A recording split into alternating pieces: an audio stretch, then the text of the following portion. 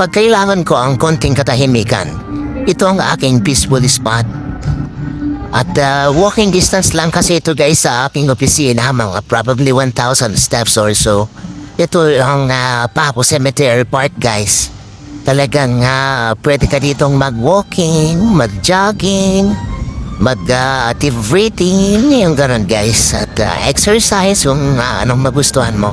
Pwede rin praying, relaxing, yung mga ganun guys. At itong aking spot, habang pumupunta ako dito, ay o kaya sa panahon na pagpunta ko dito, sa aking pagbisita, ayan, nakita ko yung si Meow Meow. Binati niya ako guys kasi bibisitahin ko yung ating national hero guys. Dito guys, ang puntod dati ng ating national hero, Dr. Jose Rizal. At siya yung bantay guys, o diba? Ang lambing ni Meow Meow.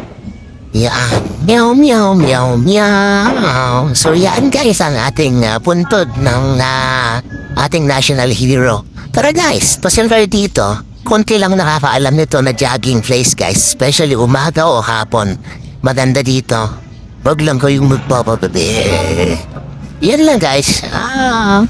Well, very peaceful naman dito guys. Kaya okay na okay ako dito. Tara, pasyal na dito sa Papo Park.